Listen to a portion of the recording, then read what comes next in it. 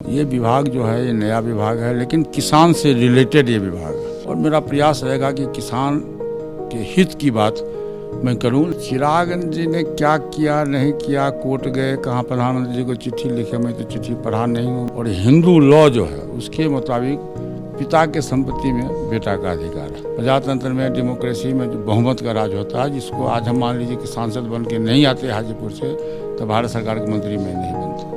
देश के नए खाद्य प्रसंस्करण उद्योग मंत्री पशुपति कुमार पारस ने पदभार ग्रहण कर लिया है। पारस जी, बधाई आपको। और रामविलास पासवान जी के छोटे भाई हैं आप। पासवान जी जिस भी मंत्रालय में रहे, उन्होंने अपनी एक छाप छोड़ी, उनकी जगह आपने कहीं ना कहीं ली है। आपका क्या सपना है जो विभाग आपको मिला है, और ख़ास तौर पे बिहार के परिप्रेक्ष्य में क्या कुछ आप करेंगे आने वाले? देखिए, सबसे पहली बात तो यह है कि मैं पहली बार लोकसभा का सदस्य चुन के आया हूँ और माननीय प्रधानमंत्री जी ने मुझ पर विश्वास जताया है और मुझको बहुत बड़ी जिम्मेदारी दी गई है और आज मैं पदभार भी ग्रहण किया हूँ। ये विभाग जो है ये नया विभाग है, लेकिन किसान से रिलेटेड ये विभाग है।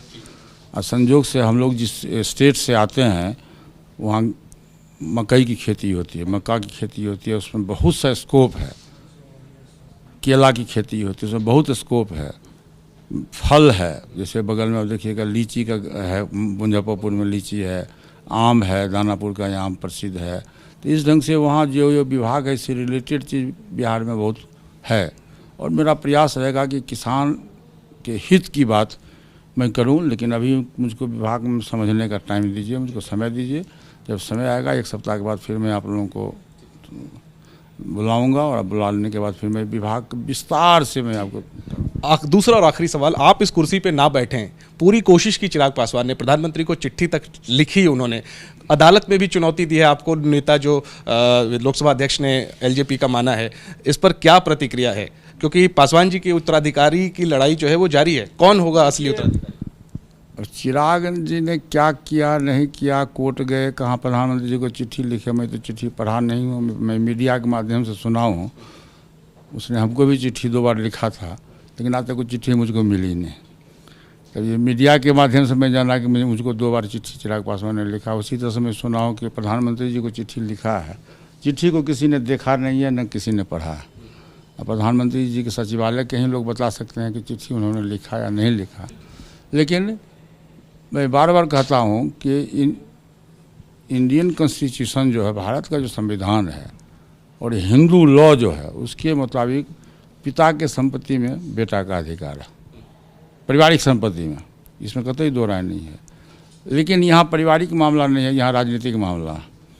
और प्रजातंत्र की जननी है ये देश।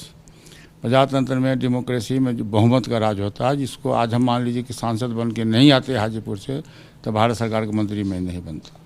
लेकिन ये संजोग कहिए, ईश्वर की कृपा कहिए, अब बड़े भैया का आशीर्वाद कहिए, कि संजोग कहिए क्या कि जब पासवान जी 69 में एमएलए हुए अलौली से, जहाँ मेरा पैतृक गांव है, घर है, फिर हाजीपुर से वो सांसद बन गए, तो वहीं से मुझको मौका मिला। पासवान जी ने मुझको मौका दिया कि तुम एमएलए बन जाओ।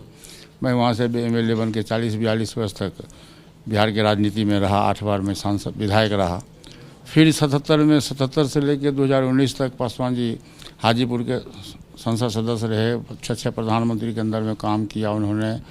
और फिर जब राज्यसभा में चले गए, फिर मुझको ही बुला के कहा कि पारस, हाजीपुर से तुम ही जीत सकते हो, दूसरा कोई नहीं जीत सकता, इसलिए तुम ही इस विरासत को समझो। हाजीपुर हमारी माँ है, हम चाहते हैं कि जब तक जिंदा रहें तब तक हाजीपुर के लोगों को कोई दिक्कत नहीं हो। तो वो, और एक संजोग ऐसा है कि आज भारत सरकार के हम मंत्री ही बन गए। तो एक संजोग भी कहिए, आप इसको राजनीति से जोड़िए या जैसे जोड़िए, एक संजोग कहिए।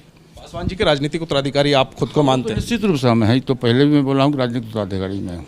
आखिरी में चिराग पासवान अपने भतीजे को कोई संदेश देना चाहेंगे इस मंत्री कोई कुर्सी पर? नहीं वो आत्मचिंतन करें वापस। हाँ, वो तो मैं बार बार कहता हूँ आत्मचिंतन करें। भविष्य समय बलवान है, जब समय आएगा देखा जाएगा। तो आपके दरवाजे चलिए हो गए, चलिए। बहुत बहुत शुक्रिया पारस साहब और शुभकामनाएं आपको। कैमरा पर्सन प्रवीण दीक्षित के साथ जैनेंद्र, एबीपी न्यूज, दिल्ली।